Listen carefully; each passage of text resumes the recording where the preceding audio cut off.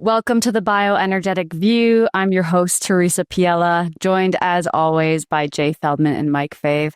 And today we have Kate Deering joining us. And I think most of our listeners know exactly who you are. But for those who don't, Kate, can you tell us who you are, how you got into this space, and a little bit about your work these days? Yeah, well, it's exciting to be here with these guys, or all of you. I've kind of been in this bioenergetic space for probably 15 years now, and kind of found Pete when I was about 38, 39, at the epitome of me kind of hitting a metabolic wall and finding another answer. And from that, I got into his work and realized the complexities of it and thought, how can we make this a little bit easier for most people to understand? And from that, I did write that book, How to Heal Your Metabolism, to kind of give people an introductory understanding of Ray's work without overcomplicating it, because there's kind of a simplistic understanding of it, and then there's the overcomplicated details of it. But ultimately, it always comes back to the same answers, in my opinion. So hopefully that's kind of how most people, people can understand it a little bit better. So, yep, that's a little about me. Wow, that was amazingly brief. Thank you, Kate. Thank you. I'm here to brief it out. Okay, podcast over. So we can close it out now. Well, yeah, and just to hop in here, I mean, Kate, I think your book is the first introduction to Ray Peat for so many people, and a really easy one to share with people too. It's, as you said, a really kind of straightforward way for people to apply a lot of the concepts. So I think it's probably, as you said, Teresa, I'm sure a lot of our listeners are already familiar with you, but it's great to have you here and sharing your expertise and thoughts and opinions with us here as we go through some content talking about hormone therapy and low carb diets and nutrient needs and all of the rest. All the things. Yeah. And I might, I definitely deal, and I guess you guys too, I definitely deal with a pre and post-menopausal group. So a lot of times when there's a lot of noise going on right now, certainly online in social media, and as probably all of you probably know, it's kind of like hormonal replacement therapy is making a comeback. And maybe some of it's justified. I think most people aren't understanding all the nuances behind it all. So I think it's kind of good we're talking about this stuff so that people can at least know all sides of the story and not just this kind of single view of everyone should be taking it at this point. Kate, that's a perfect transition for us, because I would love to dive into maybe more of the Western typical model of hormone replacement therapy and what people maybe need to know, and maybe some other perspectives to keep in mind from a more bioenergetic approach. So let's jump in with this clip. Real talk, hormones are never going to be enough. And so I think sometimes we're so focused on the HRT conversation because it was done dirty for a long time, right? And so now we're like talking about HRT all the time, but I have to remind people, like, you have to eat your fiber, you have to exercise, like you have to limit your sugar intake. Like, just because you have HRT doesn't mean that suddenly you are totally protected from Alzheimer's, from cardiovascular disease, from all of these negative changes, like osteoporosis. It's one tool to help you, but you have to have a full arsenal in that kit to really support you. Alrighty. So, I mean, a lot of these clips are pretty typical on Instagram, especially YouTube. I've noticed they're starting to come up quite a bit. Kate, I'm wondering, do people send you these and ask questions when it comes to your coaching practice and helping people navigate through all of this? Where do you begin, especially when there's so much noise and conflicting messages around HRT? Yeah, I mean, I do get a lot of these days because people are like, what about this? Should I be on hormone replacement therapy? Everyone is making me feel like if I don't get on hormone replacement therapy, I'm going to have osteoporosis, cardiovascular disease. I'll probably have dementia. Literally my life is going to fall apart as I know it if I don't get on it. So it feels a little bit fear-based right now.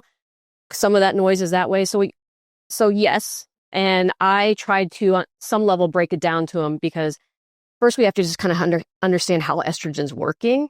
And we have to understand other hormones that are involved. And they have to also understand the individual that we're putting these hormones in, because the data certainly does show, and certainly observational trials, that women that are on they actually refer to it as menopausal hormonal therapy, or MHT now, that they have better health outcomes. And that's what's getting so blurred right now.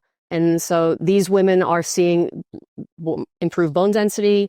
They're seeing some level of, maybe they're having less neurological issues. Maybe they're having some partially heart protective things going on with them. So they're all attributing it to these hormone replacement therapies because women that are taking it are having better health outcomes.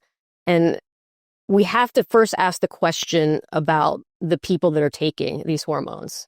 So one of the health biases we know about women who are taking hormone replacement therapy is they're normally more educated. They normally have better access to healthcare. They're normally also probably doing other things that might also help with health promotion. So if we're comparing that to the general population, of a population that's not having these hormones, and maybe they're not sleeping well and they're stressed out and they're doing nothing, to people that are on hormone replacement therapies and maybe eating better and doing other things, yeah, you're going to have better health outcomes. So we have to at least take that into consideration when looking at these things, along with a lot of other things that could be having these effects on them, and trying to understand why they're having these effects on them. Well, I'm curious. I mean, I know most people find you because, you're always talking about how dangerous sugar is, right? And that we should limit it. But I know that's still a misconception here, that, eating well is limiting sugar. It's a certain type of exercise. It's a lifestyle that looks a certain way. Can you talk a little bit more about what eating well would look like in this context for someone that might be premenopausal or starting to notice shifts? So what I definitely see in premenopausal or even in menopausal women is they are most likely becoming less glucose sensitive. And the question is that because they have a lack of estrogen or maybe a lack of progesterone? Maybe there's a little bit of that involved, but normally these individuals also are starting to live in a very adaptive stress state. And so when they start to live in this adaptive stress state, meaning their kind of energy controlling hormones are no longer probably thyroid, but more so adrenaline, cortisol, glucagon, they are going to become less sensitive to sugar. So they are going to have that experience, but it's not because they need more estrogen. It's because they're living in a very stressed atmosphere and not understanding what their body's physiology actually needs to kind of mitigate the stress response so that their body can respond better to carbs and sugar. Instead, they're usually then the next approach is, I'm eating a low carb diet. Okay, well, that might look better on a blood lab. And they might inherently even feel a little bit better at that point. But that approach then doesn't make them feel good. And then the low carbohydrates might end up promoting them to more anxiety or more sleep issues. Or as they go into menopause, more hot flashes. And so now they're experiencing all these hot flashes that are contributing to poor sleep. They feel bad. They feel like they want to murder their husband or the partner, whoever that is. And that is going to decrease their quality of life. So then they go to their doctor. Their doctor says, let me get you on hormone replacement therapy because, we definitely know that will lower the hot flashes. And that overall experience of having less hot flashes is going to basically increase and improve their quality of life. They're also going to sleep better. So for those reasons, they're going to feel better. Is it because they really needed more estrogen, or did they need to address the things that were actually creating the stress response that they're becoming more sensitive to, and that's why they're not feeling bad? And I would probably tell you it's the latter, right? So yes, these things that happen in a woman's life and time in general, and because they're having hormonal irregularities, and because they have a diminished effect because they're going to have also less progesterone during this time period, and because the hormones are very irregular premenopausal, yeah, they're going to feel more sensitized to stress in general. So it doesn't take them as much to feel the effects of stress. And when you have, and you're closer into that stress cycle, then you aren't going to be as glucose sensitive as you might because you're having it in the stress cycle. So the answer normally is, hey, we got to kind of address your life and see if we can kind of reduce some of how your body's dealing with these stressors. And then also go, what does it really look like to mitigate the stress response? And the biggest component that's going to mitigate that is getting enough carbohydrates into the system, right? And if they're having a hard time getting them into the system, then we might need to assess, why is that happening? Is it because there's a lack of nutrients? Is it because they're having other issues, GI, levels of endotoxin? Is there excess of estrogen? What is it that's inhibiting that process from happening? And then look at those things and then going from there. Mike, do you want to jump in a little bit and tell us maybe about some of the concerns with using estrogen, or, the more standard approach with estrogen creams or internal supplements paired with maybe a progestin? Can you talk to us about that?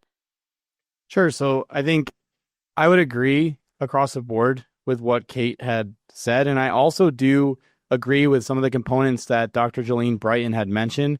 But I think it's important, like the general context here is that hormones in and of themselves aren't just going to be the final solution for a lot of people's issues, a lot of postmenopausal women issues.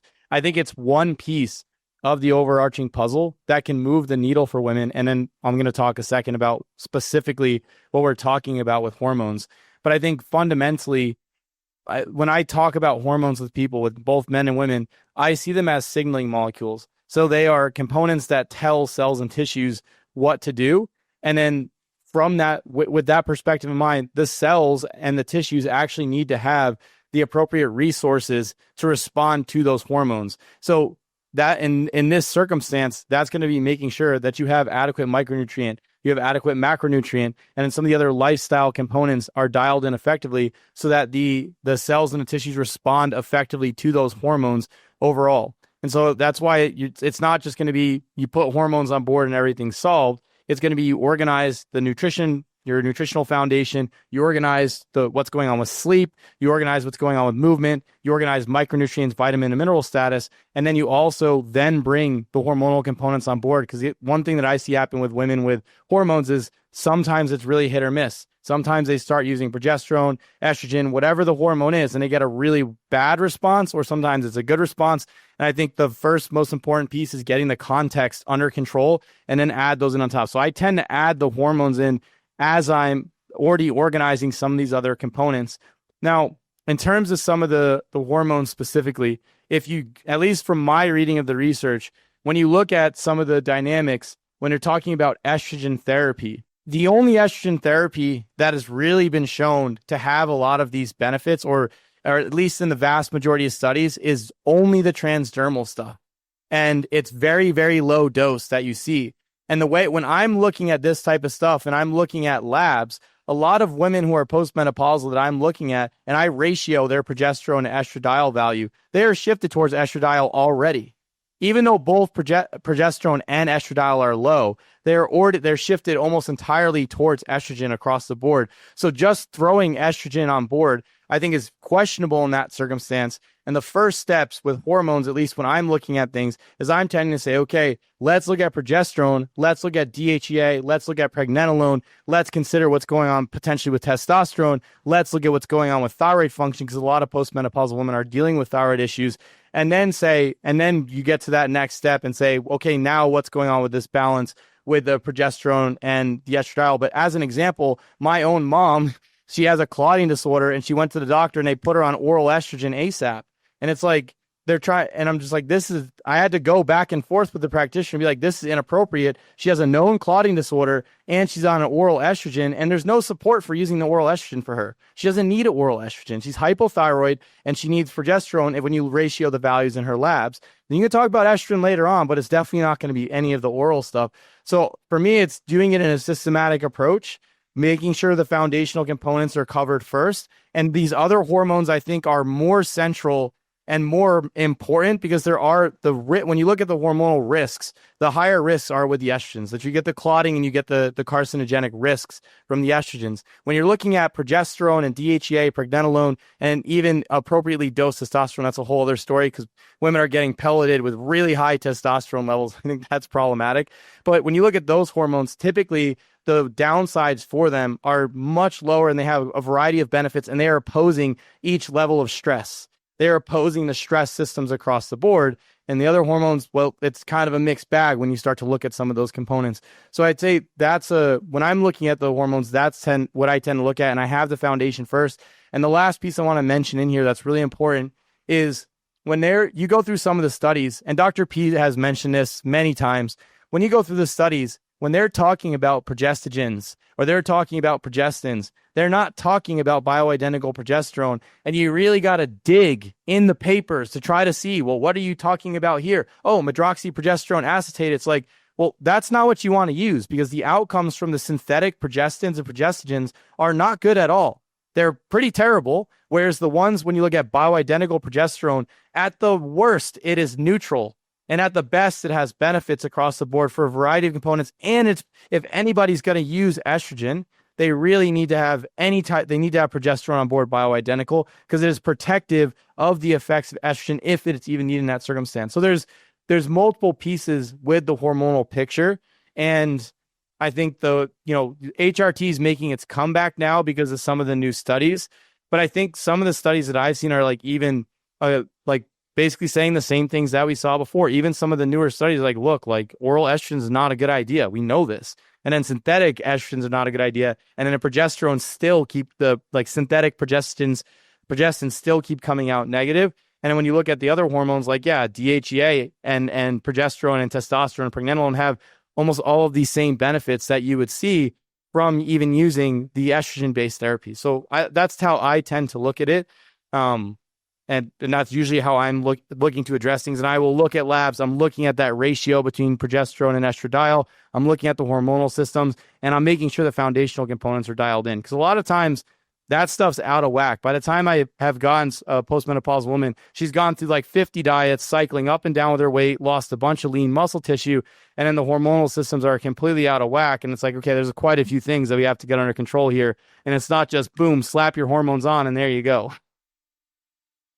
Well, thank goodness for you, Mike, for helping your mom out. I'm sure she's grateful, too, to have someone that understands this and took the time to think about it in a more rational way. She had already had a pulmonary embolism from taking birth control. And that's in her health history. So, and she tells everybody about it. So it's the fact that you decide that oral estrogen is a good idea for this person is terrible. That's a terrible recommendation for somebody like that. And, again, it's just because estrogen is safe. It's only the synthetic ones are bad. It's no, even the non-synthetic estrogens orally dosed have these problems. But yeah, for my mom, I told her that before she started, but your family members don't listen to you. Does she have a uterus? Did she have a hysterectomy? She does have a uterus. Okay. So they did put her on some level of progesterone then. Oh, I put her on progesterone. I told her she had to go on progesterone first. And then I looked at her thyroid panels. I was you may want to talk to your doctor about getting a prescription for thyroid, because her problem was she was hypothyroid. So she was gaining weight and she was losing some of her hair and stuff like this. And she went on the thyroid. She lost the weight. She felt a lot better. I fixed up her diet, covered her micros. And I was hey, you may want to use some progesterone because your balance is really skewed towards estrogen. Obviously, with hypothyroidism, you can typically see that because of the change in metabolism.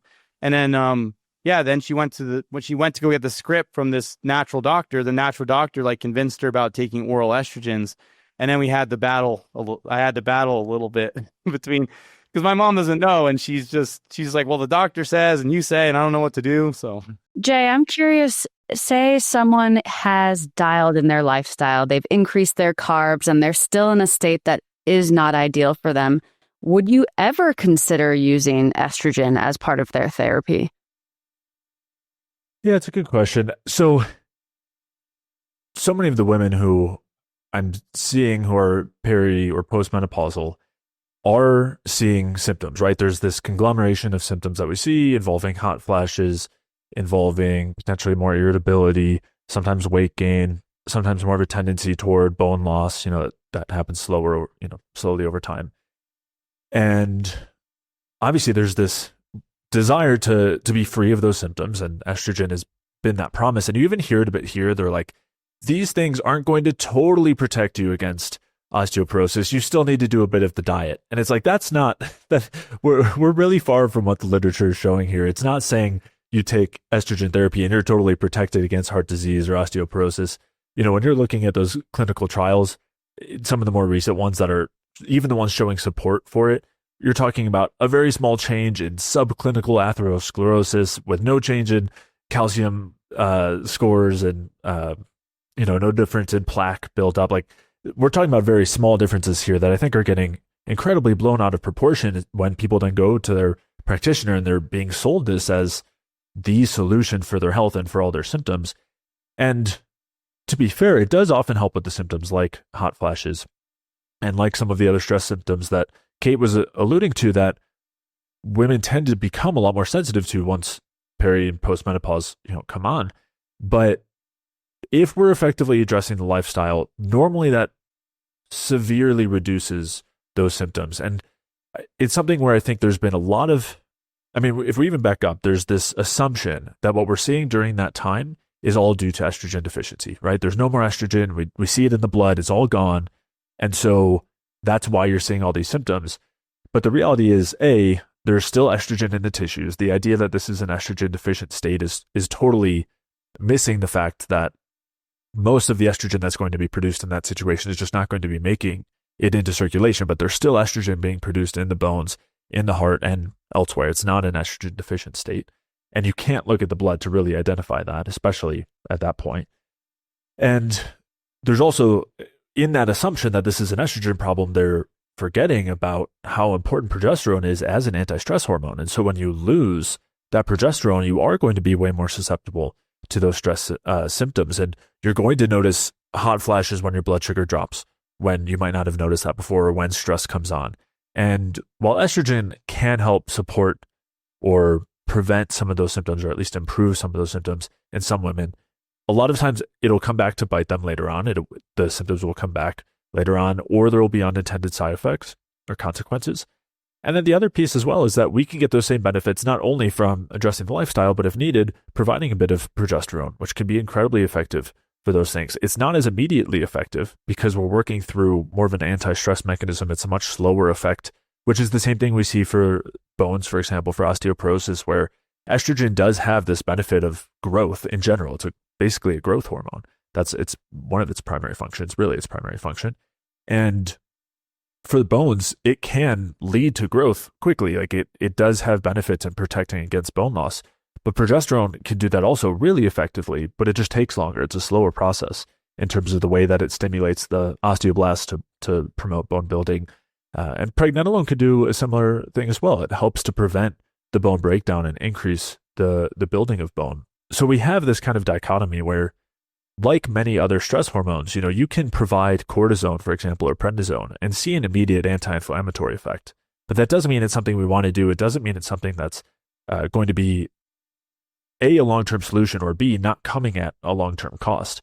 And we see that parallel situation here where if we needed to go with hormone replacement, so to speak, or just hormone supplementation, leaning into the progesterone, pregnenolone side, I think is a far better route to go for all of these concerns. Again, assuming that we have gotten to that place where the foundations are in place. If you're looking for guidance in understanding how to create a sustainable bioenergetic diet and lifestyle so that you can lose weight or resolve any other health issues you might be working on, then head over to jfeldmanwellness.com/call, where you can sign up for a free call with a member of the J. Feldman Wellness team who can provide you insights on your individual health issues and make sure that you get the support that you need on your health journey, whether that's one-on-one coaching, group coaching, or the do-it-yourself energy balance course. We've helped people reverse everything from insomnia to fatigue and brain fog, as well as severe digestive problems and everything else in between, and we'd love to help you do the same. So again, head over to jfeldmanwellness.com/call to sign up for a free call. But I think what we're seeing here with this clip is just one of the conglomeration of this media frenzy right now about the magic of estrogen, and the reality is so far from that. Even when you manipulate the studies to find a very specific scenario, a very specific subset of women where this is providing some benefit, and then you do a controlled trial to test it, and they're not seeing these incredible benefits that they're finding in some of the observational data or in when they reevaluate some of the older studies. And so I think there needs to be a lot more care there. And the idea that this clip even needs to be here saying, hey, don't forget about diet and exercise when you're doing your hormones, tells us how far skewed that whole industry has gone. Yeah, absolutely. I think, again, there's this idea still. We want it to be easy, right? We, like Mike was saying, slap some hormones on and we're good to go. And I think so many of us, well, maybe not us, so many people still fall for the idea that there could be this prescription that could normalize and neutralize their suffering. Kate, I'm wondering, when you're researching and sharing your knowledge, if someone is still convinced that estrogen might be a helpful support or solution for them, how do you teach them? Like, how do you meet them where they're at and start to describe to them maybe some of the downsides or some of the dangers of using a supplement, an estrogen supplement? Very good questions. And there are some metrics that you can assess, because estrogen will actually naturally lower metabolism and lower thyroid function and lower thyroid conversion. So for a lot of women, and they'll actually reach out to me with some of my posts and they'll be like, hey, there are some of the things I've actually experienced that I feel better taking estrogen, but I've noticed that I'm much colder. My hands are colder. My body temperature is colder. I go, well, that says something. It's actually having an inhibitory effect on how well you are producing energy, because it's just one of the things that it does. So assessing your body temperature is a great way to see the effects of estrogen. Now, if they are also on progesterone, and it depends, because a lot of women post-menopausal will take progesterone every single day. So that could counteract and kind of inhibit some of those effects of estrogen. And that's basically what progesterone does. It's kind of the counterbalancing hormone. It's not inherently balancing, because you actually will have a lot more progesterone that has to balance out a little effect. I mean, you don't need a lot of estrogen. It has a big effect. So you need a lot more progesterone to balance out those effects. But as long as it's there, you don't seem to get as many of the negative effects of the estrogen, but some still do. And some women now aren't even going through menopause, they're perimenopause, and they're already being put on hormonal replacement therapy to kind of make them feel better through that process. So temperature is definitely one of them. Another one is to measure their prolactin levels. I have seen this numerous times with women on hormone replacement with estrogen. Their prolactin levels are way, way too high, way high. And, and depending on like when they actually get on, some of them are like on a patch and they take it. If they put the new patch on, they'll get a bigger kind of metric or number right after that. But you do start to see higher prolactin levels. And prolactin A can tell you more about what's going on in the tissues as well, but it does seem to increase with increased, prolactin will increase with increased estrogen levels, which always makes you ask the question, because prolactin will elevate and it will start pulling calcium out of the bone. And so certainly we know that estrogen is being promoted as this miraculous thing to help women with osteoporosis and inhibit them from getting it. And it doesn't really do that. It can certainly, as Jay said, slow down bone breakdown. The osteoclasts do slow down. It doesn't improve osteoblasts, doesn't really improve bone building. So you really don't see a lot of better improvements in there as far as with the estrogen. It can certainly slow down that process. But the question becomes, it could also be having these other mechanistical like effects on your body, like increasing prolactin, which could actually be creating some bone issues. Bone density isn't the only way we can measure how good your bones are. Like bone strength and the microarchitecture of your bones, they all matter. And so it could also be creating some other effects in your system that you're unaware with. I always like to tell women things like, look, there are certain illnesses and disease that women are more prone to. Hypothyroidism. I think we have like a 10 times greater chances of being hypothyroid. Autoimmune issues. We have a far greater chance of having an autoimmune issue. Gallbladder issues. Having your gallbladder removed. Dementia. As women age and men age, we have, I think, a 60% chance of greater of having dementia. And some people will say, well, that's just because women live longer. And there is a part of that, but when we look at it with the same ages, we still have a much greater chance of having these kind of illnesses. When women are between the ages of 25 and 40, we have I think 40% greater chance of having a stroke. So why? Why is that happening, right? What could be fundamentally happening in a woman that doesn't happen in a man? And we have a ton more estrogen exposure. 10 to 20 times more estrogen exposure over our lifetime than a man does. And so we need to take that into consideration. And because why would all that be happening? So if we just look at that molecule and we test it on these short-term trials, or, we do these observational trials, short-term, it could show a lot of benefits. It definitely shows it lowers cholesterol and lowers LDL, and maybe it offers some level of vasodilation to your vessels. So we get all of these, like, look what all these things it's doing. It's a little bit excitatory to the brain. So women will think they're sharper, they have better cognition. But what is it doing after 20 years of exposure, in addition to maybe you're still under stress because you're actually still not fixing the problem, you're just taking this hormone? What is that looking like? And we don't know. And so, I think it's important that they know everything and they can like kind of assess their own physiology. And the other thing I think when women do start taking it, one thing I hear is, well, what I took initially, I was on the lowest dose, and then that kind of stopped working. So I had to take more, and then that stopped working, and then I had to take more. Now I'm feeling colder, but at least I don't have hot flashes, right? So what is really going on is kind of, and so if you have a look at the other metrics, then they can kind of see like, yeah, maybe this isn't the right path for me, and I'm not going to tell them not to. I mean, I'm going to give them information. You got to make that choice for yourself. But let's look at everything and kind of assess it and see what, we want your system to work better ultimately. And is estrogen really fixing that? So ideally, would someone hypothetically be better off just using a bioidentical progesterone? I think that can depend. I think like Mike alluded to that if we assess the diet and do all those things first and set the foundation, then you certainly could try. If you're post-menopausal, I think it's still very important to cycle the progesterone. But yes, that could offer a beneficial effect. I think it's a lot safer for sure, because we know that progesterone has a lot of these pro-metabolic effects and is a lot safer for an individual. So for some women, for some, and I'm not saying all, but some women might need a low dose of estrogen in addition to it, right? If all things don't work that way. So I have seen that, and that they seem to do better with a little bit of estrogen. But if we're getting all the things else corrected, a lot of time they don't need it. And definitely if we improve thyroid function. Yeah. So I'm thinking of, did you want to jump in?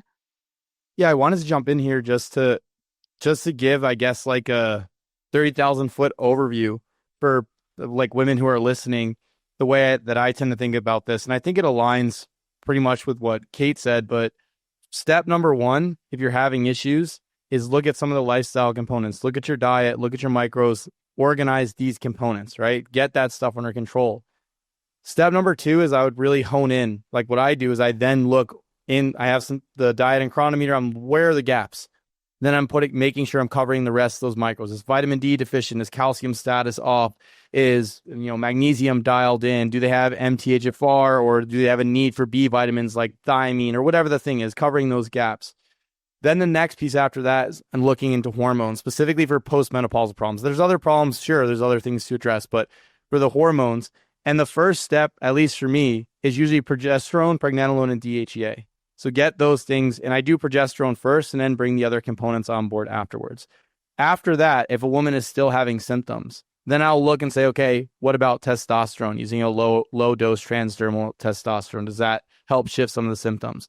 And then after that point is when you get to, okay, is a small amount of low dose transdermal estradiol needed in that circumstance? And so that is, at least for me, that's the flow I'm working through. Of course, there's thyroid issues, correct all these components.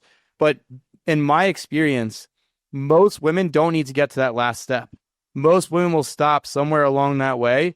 They're not going to have the hot flashes. They'll feel much better overall. Energy's better. Things are set up appropriately. They start to lose some of the weight that usually there's like this weird switch. Menopause hits and like, boom, 10 pounds. Don't know where it came from. Don't know why I got it. And then you get those things under control. And then, yeah, a lot of times you don't have to make it into that last step. And you could still reap the rewards of not having the hot flashes and having better energy, getting body composition under control, all of these elements. And also with bone mass. I mean, I've had women who I worked with who had breast cancer in the past, so they could not use estrogen. The doctor did not want them to use any hormones at all. They didn't want them to use estrogen at all. And it was through micros, exercise, and setting up the diet appropriately that the DEXA scans bone mass scores actually improved. Just from that alone, without the hormones. Are the hormones helpful? Yes, they can be helpful. And it's not just estradiol. The other hormones are all helpful for the bones as well. But just through those components, the Z-scores on the bone improved significantly. From being in osteopenia, getting back up into the lower end of being in osteoporosis, getting the lower end osteopenia range. So you can see these things change without having to use the hormones. And then that's the flow that I tend to look through, and you're gauging every step of the way. And ideally, you're checking the labs as well.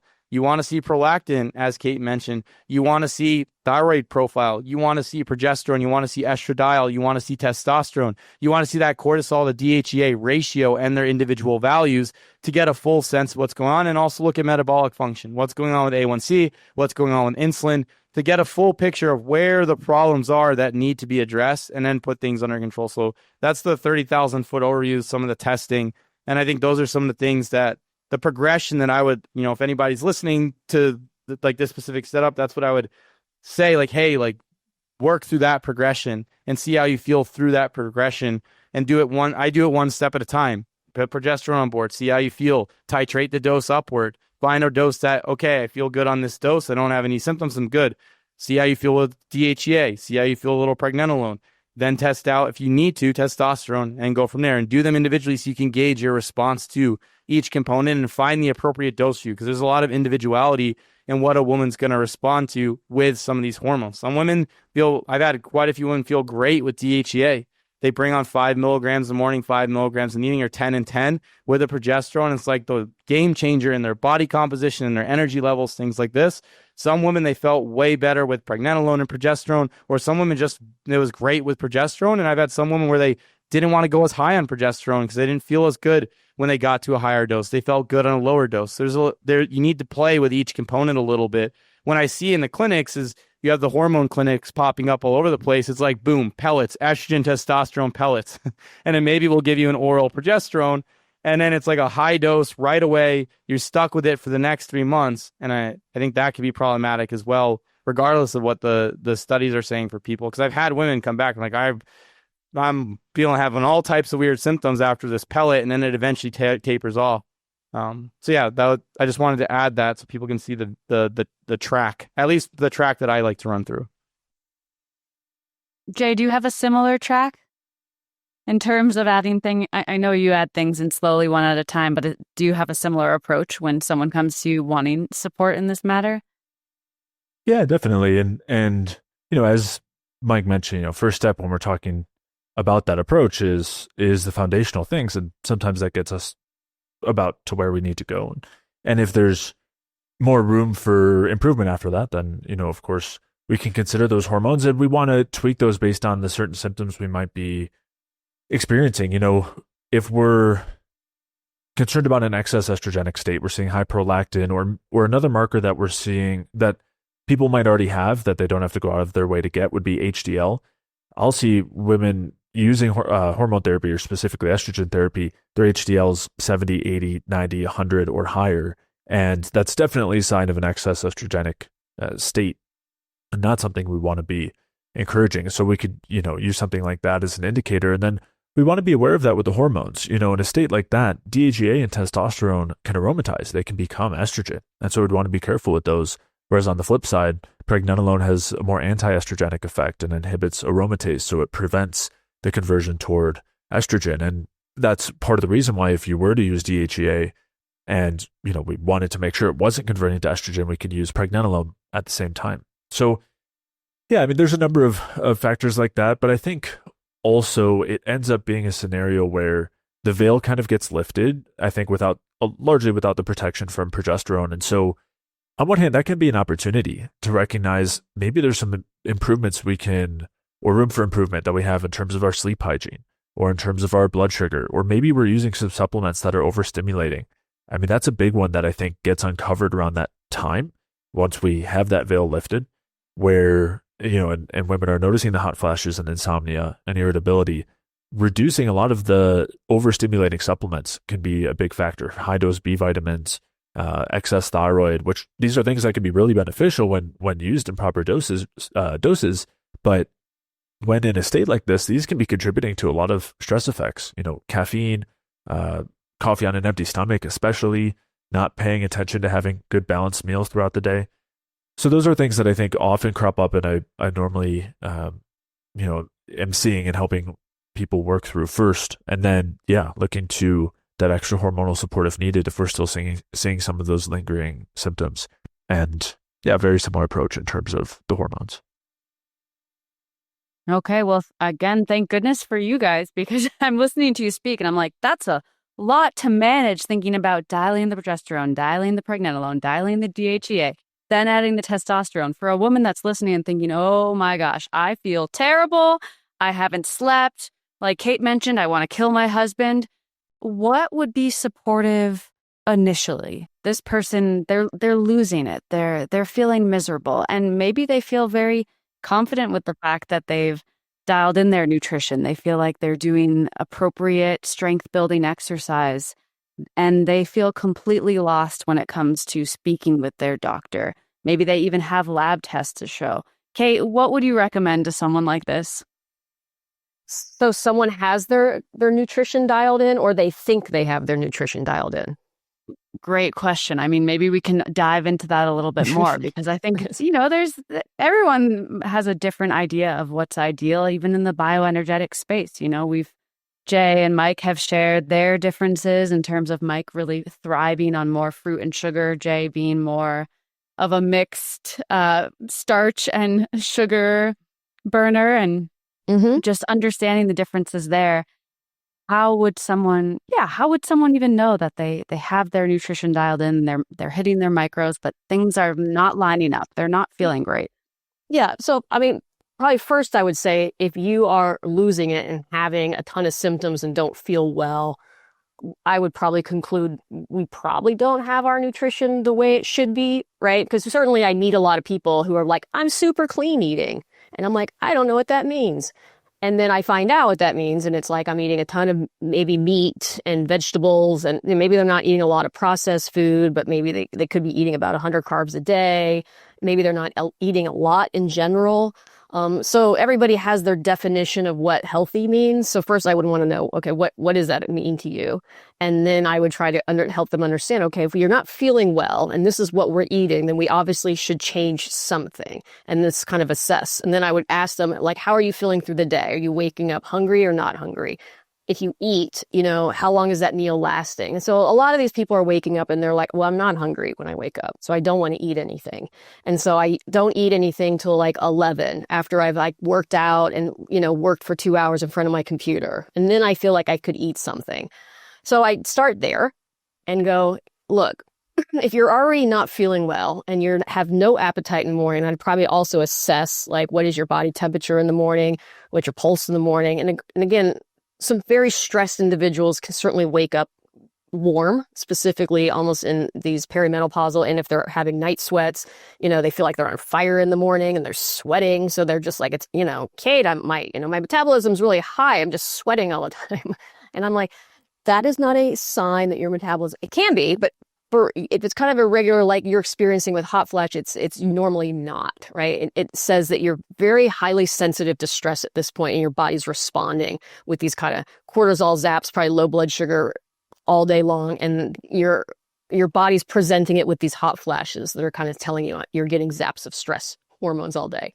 And so we would definitely look at how they start their day. Like, we need to reassess how your day is starting. You haven't been eating for 8 to 10 hours. Your body's going to be looking for some sort of fuel. And if you don't give it to it, it's going to just go into a stress response to try to find some for you.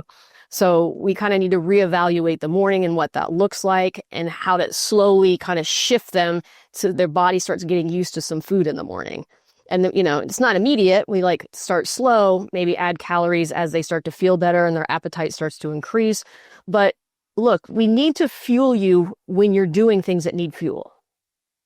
And a lot of people don't do that. They're doing half their life or half their day with nothing in them. They're totally burning, and as they think, well, I'm just burning body fat all day. Well, I'm like, well, that's not actually happening, right? Because your body does need some level of glucose through the day, right? Your nervous system needs that. Your red blood cells need that, and unless you're in a state of starvation or on a ketogenic diet, you need a good percentage of carbohydrates through the day. And even if you're on a ketogenic diet, you need some. So we need to find a way to kind of mitigate their body being in this chronically stressed space. And as I always say to people, look, your stress hormones elevate to raise your blood sugar. The only other thing that will raise your blood sugar is inherently carbohydrates or glucose. So for your stress hormones to not do that, we need to give you carbohydrates and or glucose so that we can stop your system from trying to make its own. And that's going to help calm the system down. So I always start there, because if we don't start the day off properly, then we're kind of trying to play catch up all day long. And then looking at like slowly building up their carbohydrate kind of level, right? If you're only consuming 100 right now, I'm not going to give you 300. That will not feel good. And, certainly a lot of people, and I'm sure, and I know you guys they find this approach, and all of a sudden they went from 100 to 400.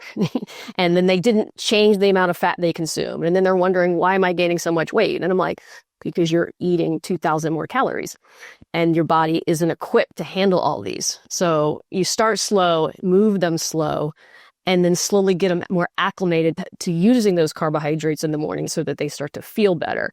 And my approach is always like, look, we're going to move slow and steady. So, right, if you're super overwhelmed and can't handle a lot right now, here's 1 to 2 things that we're going to work on so that we can start presenting and giving you a little bit more space, so we can create a little bit more resilience, so that when you get there, now we can add another thing in.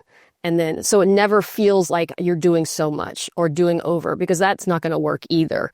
Giving someone 25 things to do at one time is going to just make them do nothing, and it's going to feel too much. So we work within the space that's available to them. And then as it increases, we add more, to the point that, you build their resilience up enough that you build their resilience up enough so they can start to manage more stress. Because the goal is not to live life stress-free. The goal is to live life, have stressors in them, good, bad, or whatever, and then teach your body to be able to become resilient enough to deal with those things so you don't crash down every time these happen. But also understanding when stress is higher that you probably need to be more protective of yourself, eat better, pay attention to your sleep so that you can deal with these stressors. Unfortunately, most people do the opposite, are less care to themselves. Maybe true. That's the estrogen. It's making them reckless. Right, Jay? Totally. Yeah, and that could be a big part of it. And, the lack of carbs could certainly be a factor that I know you were bringing up, Kate, which I think is a good transition to the next topic here, the next clip, talking about things that maybe we should be considering if we're having carbs to our diet. And I don't know, we'll go from there and see what we have to hear here from the Primal Bod. All right. You guys ready? Brace yourself. The RDA is bullshit, you guys, just like calories. The RDA was invented after World War II, and the test subjects were unhealthy, deficient people who ate plants. The test subjects were not tested for their insulin levels. Nobody gave a shit about that back then. The more insulin you produce, the more your needs of vitamins and minerals goes up. Those people needed a lot of magnesium. They needed a lot of vitamin C. They needed a lot of zinc. They needed a lot of potassium. They had to process the carbohydrate plant matter that they were taking in. You don't need a lot if you're not hyperproducing insulin. Whew. Okay, I always have to take a deep breath because some of these influencers make me sweaty and a little stressed. And Kate, I want to thank you for providing information in a way that feels empowering and is relaxing to take in. And I know for so many people that are new to the space or even have been in the space for a while, it is nice to still learn and maybe take in new perspectives and a deeper understanding of things in a way that doesn't spark more fear and stress. So after watching this clip, I'm wondering what your immediate reaction was.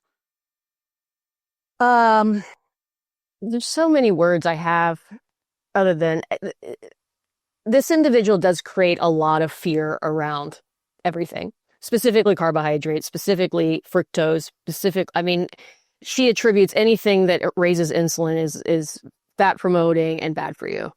And that can't be further from the truth. Right. And so, and in this clip in general, it's this like, well, these people were eating carbohydrates, plant-based, and so they needed more minerals because they were trying to process all these things. And I'm like, what?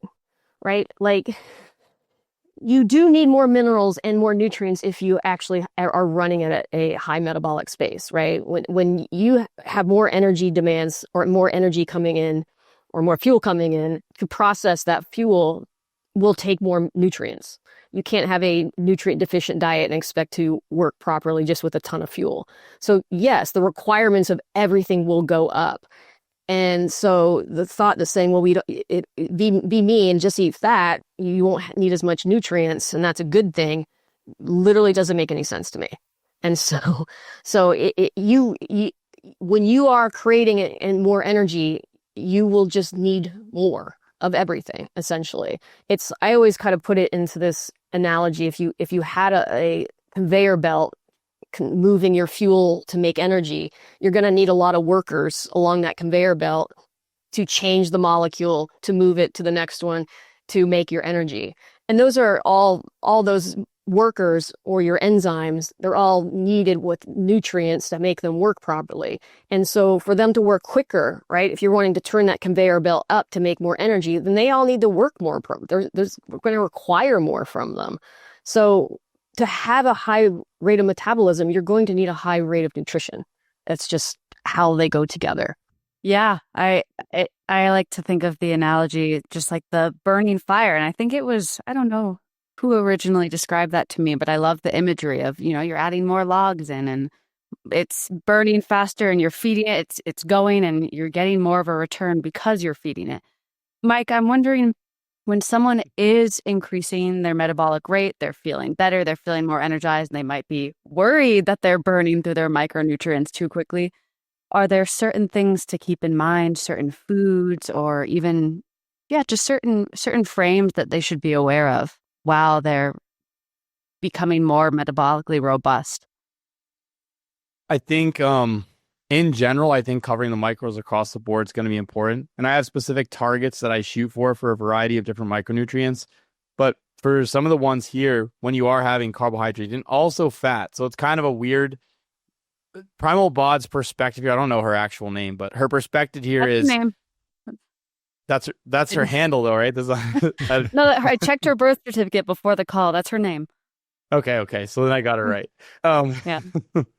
It's when you use any source, you require micronutrients across the board, fats, proteins, carbs, etc. And if anything, the perspective here for her is weird. It's the diet she promotes can't hit all of the micronutrients. So then she has to shift the argument and say, oh, well, since, my diet doesn't hit all the micronutrients, but you don't even need those micronutrients. That's only for people who eat carbohydrates.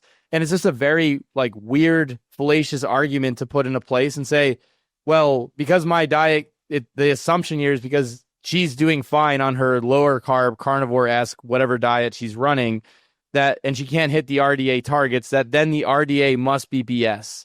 And the thing that gets even worse here is that the RDA targets aren't that high. They're not really that high, and they're not even optimal targets. They were just targets to make sure that people didn't have deficiencies. So it's I think it was the average daily intake that was required for 97 to 98% of the population. So they had nutrient sufficiency. It wasn't how much thiamine or vitamin D or magnesium or calcium do you need to optimize for bone mass or for your immune function or for your vascular function or etc. It was just, how do you not get rickets? How do you not get overt bone breakdown from calcium deficiency or move into a shifted acid-base balance? These are the things that they were looking at. So to even make this argument is, for me, it's ridiculous to try to sit there and say, hey, it's actually the RDA is BS. It's actually lower. If she was saying, hey, the RDA is BS and these targets are actually higher, I would been more amenable to the argument. The next thing is that this idea that it's just because these people in this time frame, they were eating plant foods and they had carbohydrates, and the insulin is driving this problem. It is this fallacious. Insulin doesn't drive that. Just having insulin in general doesn't mean that you need to have more micronutrients because of insulin. That's not an argument. There's nothing being said there. When you have more substrate, fuel sources, carbs, protein, and fat coming into the system, you need to have micronutrients present to turn those things into energy, whether they're any of those three. So it doesn't matter which one it is. If anything, trying to run a high protein diet and rely on gluconeogenesis, which is something that she promotes, is worse for micronutrient status because it is more wasteful, because you have to first take the protein, the amino acids, and convert it into glucose and then detoxify the amino group through the urea cycle. So you're like, and this is why the energy production from protein oxidation, the amount of energy that's yielded is less than carbohydrate, and it's net negative at the liver for ATP. So it's like the least efficient way to go about it. So it's even counter to her argument. It's her perspective is contradictory to sit here and say, oh, that you need more insulin and the insulin drives. It's like any substrate uses it. And the way she's promoting to get your carbohydrate through gluconeogenesis is arguably worse for energy production and micronutrient status across the board. So it's a very weird perspective. Not to mention that the people in this time frame where the RDA was set up during this time, there was significantly less obesity, diabetes, and metabolic health concerns related to insulin resistance. So to try to say like, oh, these people are just all had hyper insulin levels, I think is incorrect. I'd say on average, people in that period of time had better metabolic status across the board and lower rates of these diseases than we see today. And maybe argue that the micronutrients are even higher because in states of insulin resistance, the micronutrients are helpful.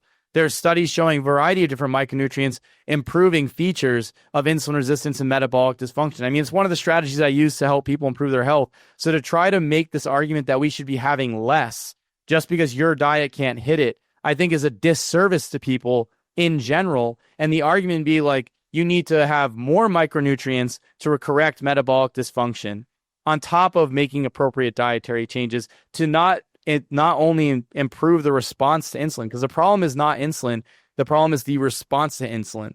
And that's through issues in the cell with the metabolic flux of substrate. So you need to correct that, and micronutrients are part of the problem. So shifting the argument to RDAs or BS and we should be having, or implying that we should be having less, I think is just like the whole perspective is just the net negative. It's just to support this idea that, well, we should just be on these low carb diets, and we can't, since we're on these low carb diets and it's kind of hard to hit these targets. Well, then the RDA is BS and we should be lower in the micros. It's like, it's a very weird perspective to take across the board. I don't know where she got this stuff because I trying to find papers to be like, does insulin increase micronutrients? Or it's like, there's nothing supporting it. It's just in states of insulin resistance, higher amounts of vitamin D were helpful. Higher amounts of magnesium were helpful. Not that the insulin was just increasing requirements. The derangement may, but I don't think it's just through insulin.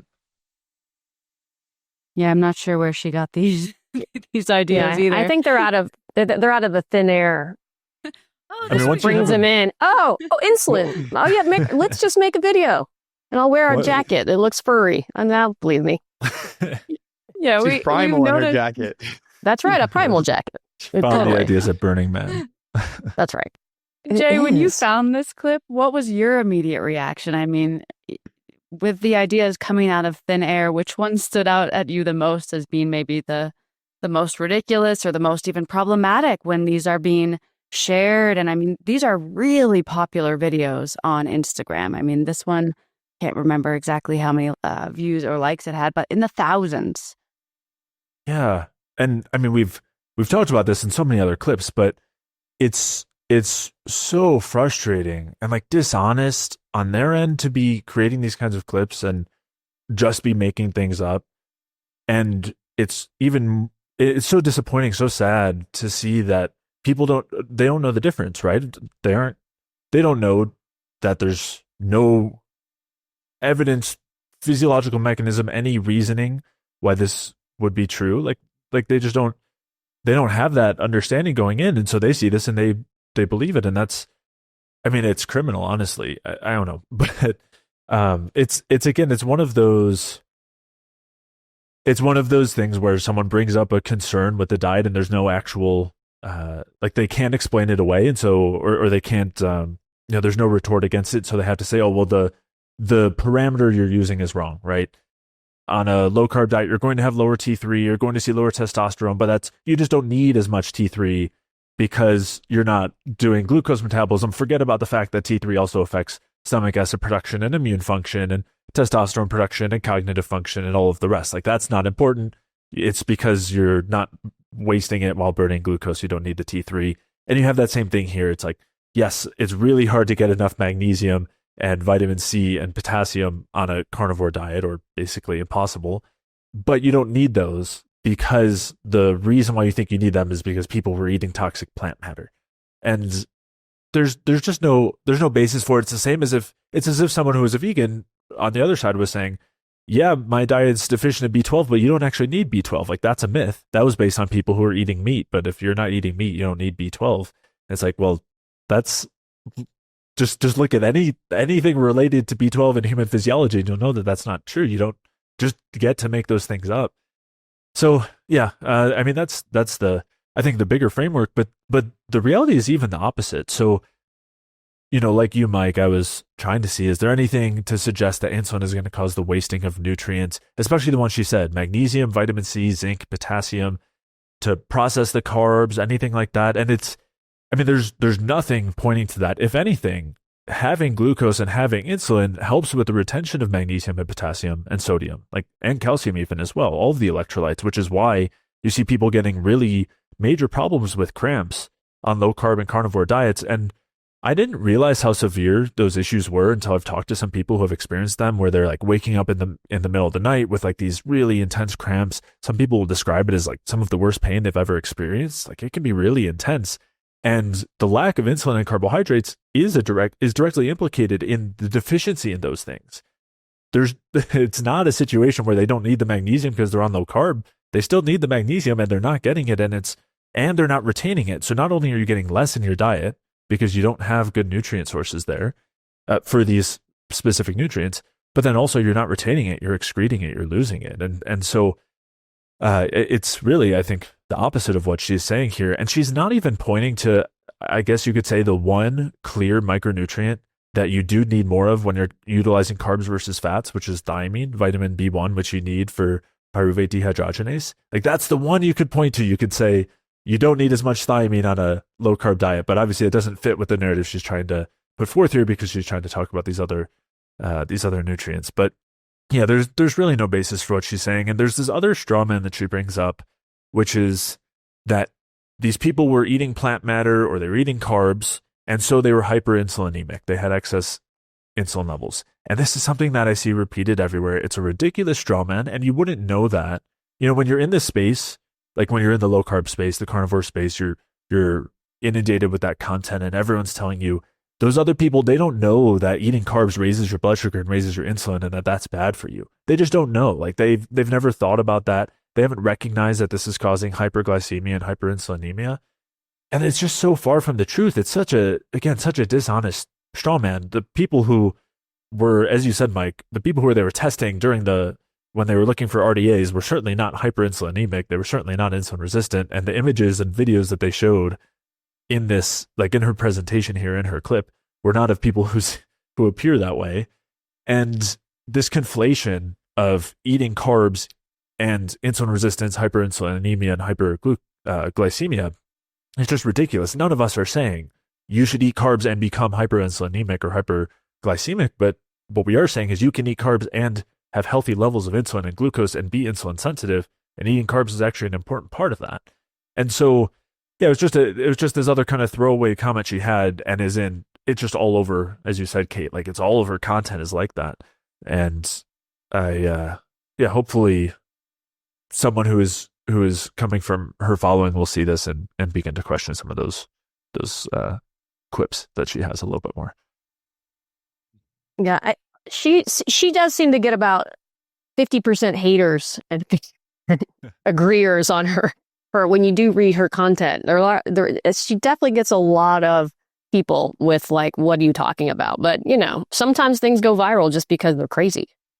Yeah, controversy is exciting. People are getting their dopamine hits on Instagram and they can't stop. I do want to just add one point here. And this is something that I think goes with the myopic views that we see from these different camps, is that this hyper focus on just insulin being the problem obfuscates people from looking at all the other potential concerns. So even if insulin would be lower on this diet, and then you have to make these arguments about micronutrients, but you don't have the micronutrients. And I've seen multiple carnivore clients come with micronutrient imbalances. PTH is rocked all the way up, which means their calcium status has been low for a while with a high phosphorus intake. And then on top of that, their copper status is terrible and their iron status is overloaded.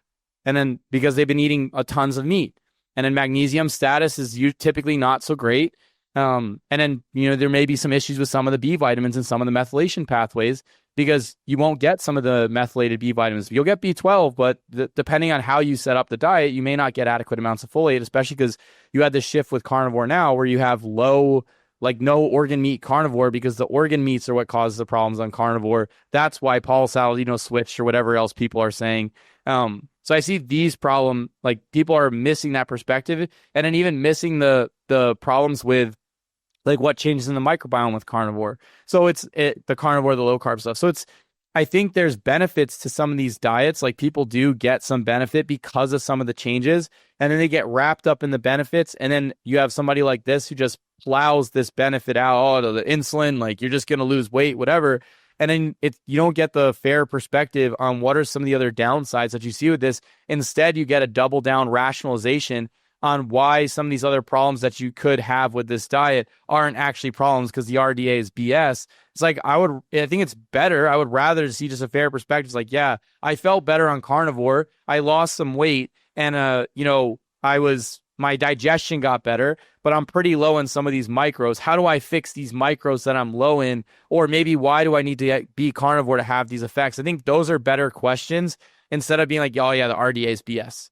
I think some of the rationalizations and the like narrowing tunnel vision on a particular component, I think creates some of these long-term problems. And people in the different dietary camps go into the like Reddits or whatnot, and it's like, oh, I'm not doing well. I'm having all these cramps on carnivore. I'm always dehydrated. I have to add all these potassium supplements or whatever the thing is, right? That's where LMNT came from. That's where with Cole Robinson's snake diet, he has snake juice, is because people are running the diets. And when they do the heavy fasting and they do the stuff, they're like, okay, well, you need more of these electrolytes because you're going to have cramps. You're going to be dehydrated, whatever the problem is. And it's like, well, why is that happening? Let's take a look at that so you can figure out like, okay, maybe that will indicate that there's some issues here. So I think that, this stuff is highly problematic because of the myopic views and because of the discounting of all these other things, instead of taking a honest look and being like, okay, it's kind of hard if I just eat ribeyes to hit some of these micros. Like, what else can I do? I think that would be the better question, instead of just coming out and arguing for lower micronutrient status below the RDAs, which is just an absurd argument across the board. So, and I'd say this just because I've had quite a few clients that ran into these issues I had to correct. Like I've had quite a few guys with iron overload and low copper status, and I've had quite a few people where methylation status out of whack, or their PTH and their calcium status was terrible on carnivore, and their a lot of people with electrolyte issues that you then have, like, those are things that's like, all right, we're gonna have to pick up the pieces. You can still have your steak, but we're gonna have to add some other things in here and fix some of these specific issues. So I wanted to point that piece out. And I guess my last point here is for everybody listening, when you think about, or at least when I think about the diet, I think about a ladder. So you want to know your energy intake, how much energy do you roughly need, what your macros are going to be, there's going to be the personalization between protein, carbs, and fats, what's your fiber source, how much fiber you're going to have, and then what foods you're going to hit all those tiers, and then what's your micros after that. So I go through this process.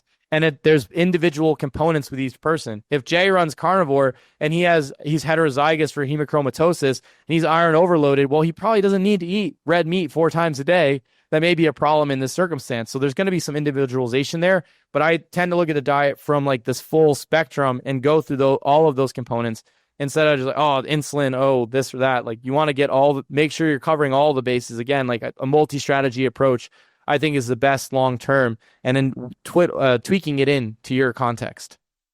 Mike, I think you're a little confused here. My ferritin is 700, but that's ideal because the RDA was based on these wimps, these dweebs who weren't eating any red meat. So, yeah, high ferritin's good because if you ever bleed out, you'll survive. Or if you start menstruating, you will also survive. Right. Yes, exactly.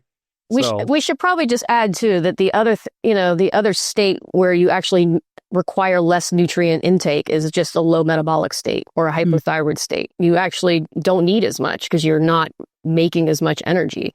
So if that is what you're going for, then that's what you'll get. Yeah. And That's a all great the side point. effects that come with that. Yes. You Right. mean feeling And- amazing as you can't stand up off your couch and you can't sleep? As Can't long feel as all joy, you have to can't- do, as long as all you have to do is sleep all day, you're fine. Yeah. Hibernation Mike, at its finest. I'm really glad you brought up fiber because I know she's framing plants as these like really terrible, dangerous foods. And yeah, we know about the concerns of maybe some of the anti-nutrients in certain vegetables or plant foods if they're overconsumed. Kate, I'm wondering, do you have a specific frame or approach when it comes to fiber, especially in context of hormonal health, metabolic health, mitochondrial function? Is it different for everyone? How do you frame that? So my take on fiber, there's always context in it. Like I honestly don't have an issue with fiber. And I think when somebody is healthy, they can, in my opinion, you can pretty much eat anything on some level and be fine, right? There's always this dose dependency on how something's going to affect you. And I think if we start to think that way, what I've experienced is there's far less food fear. And then the stress of eating in general, which I feel like a lot of people are experiencing these days, goes down. But in a system that's really compromised, shoving a ton of fiber in there to try to improve bowel health isn't normally the remedy that I would go, because I always see your bowel as this kind of complex muscle that requires energy to function properly. And when the body is severely stressed, the gut seems to be one of the first things that starts to lose function. And primarily because you don't need gut function to be alive, right? We can survive with really bad gut function, unfortunately. So that seems to be compromised. It seems to slow down. It gets constipated. And it just, as I refer to it, it becomes de-energized. And you see it all the time, certainly in hypothyroid people, low metabolics, right? Or people that don't eat enough carbohydrates that fuel that system, right? Again, if we think about how our cells and all of them need to run, they need the proper energy source to energize. And your bowel is one big muscle all the way through that goes through peristalsis and needs to be energized. So I would always look at, okay, how can we get your bowel to become better energized? What does that look like, right? Shoving a bunch of debris in there in a system that isn't functioning properly might not be the best decision at that point. Can people, let's just say, someone that has a horrible ultra-processed diet that might actually be a decent amount of calories and be having digestive problems, go from that to like a highly fibrous diet and see improvements? 100%. When we compare those two status, you're going to see improvement. But in a severely stressed individual, that doesn't seem to work as well. Their bowel isn't operating properly. Maybe they're just not eating enough, or they're eating the wrong foods, or not eating enough carbohydrates in general. So then we might want to look at what can we give them that is the easiest chance for them to utilize as energy. And for a lot of those people, it's having carbs that don't have a lot of fiber in it, that your body doesn't have to work that hard to extract the fuel that it needs. Now, that doesn't mean you need to be eating, 10 gallons of orange juice a day, but it might mean that, eating cooked fruits or fruits that are more available versus the higher starchier, grainier foods, those might be better options for you initially to help support your gut function. That is certainly my experience. And then as someone's gut starts to function better, then yes, you can add these other foods in there, and they seem to, not all, but a lot of people can then tolerate them. And because again, we want to move you towards a space where you can tolerate to some degree anything. And that's how I want to get to people, and never so that they can categorize. I can never have that's poison. I'm like, well, you can. And if you're healthy, you'll be fine, right? We're trying to build up your resilience to it. But we just always have to understand what our current state is in.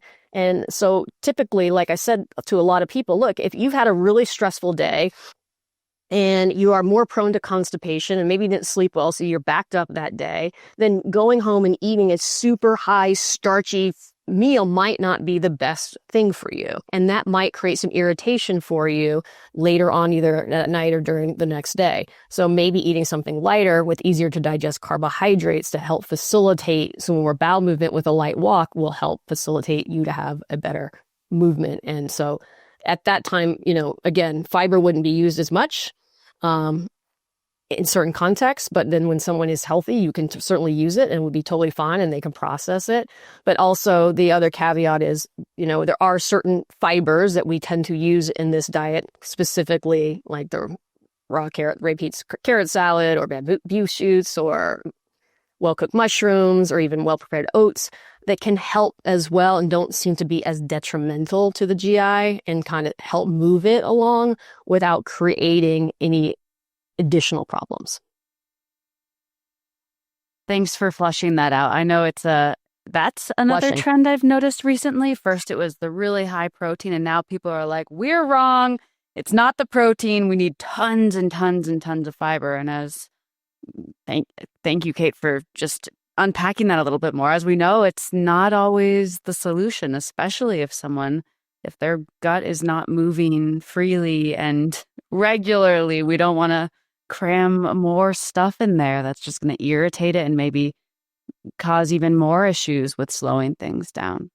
All right, Jay, for the listeners that really loved this conversation and maybe they're kind of new to the bioenergetic view, they're starting to dial in the foods that work for them. They're finding what works for them. Do you have any advice or anything you'd like to share for them continuing this conversation that we started today? Yeah, well, and especially if somebody's maybe new and they're coming interested in alternative perspectives regarding carbohydrates and this idea that, hey, we're actually aware of concerns with hyperinsulinemia, and if you're conflating that with eating carbs, you're missing the picture. Maybe they're starting to, someone who's recognizing maybe what they're hearing from the Primal Bod isn't the full picture. We can, and then tying that in with this discussion about fiber and anti-nutrients and concerns with too much and concerns with certain types of plant foods. I mean, we can be aware of the concerns with carbohydrates regarding not only excess fiber, but anti-nutrients, foods that tend to be much harder to digest, feeding not even just fibers, but fermentable carbohydrates that feed bacterial overgrowths, which are really common and, are part of the reason why when a lot of people take out carbs, they can be having such incredible benefits, brain function, skin, autoimmune issues.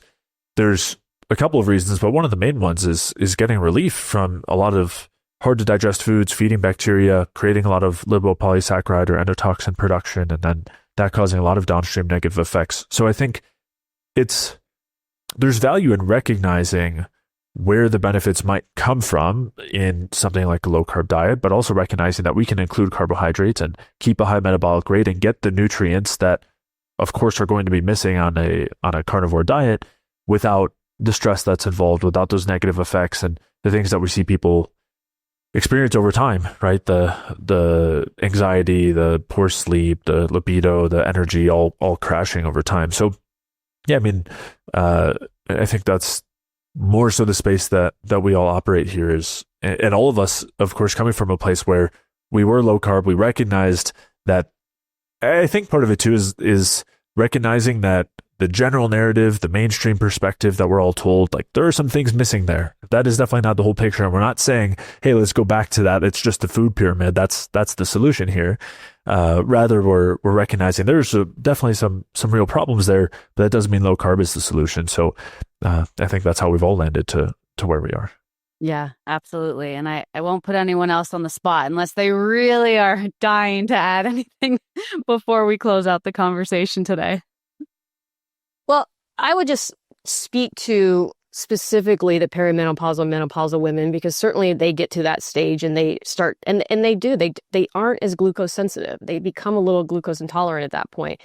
And it's not because your biology has changed forever. It is something that actually can be repaired and fixed if you start to understand how your body is functioning. If we start to understand the current state of our physiology better, then we can understand how to get out of that space. There is a path to get out of it, which most people don't talk about. Most people in most dietary approaches aren't actually talking about what your body's doing in the stress state versus what it should be doing in a healthy state.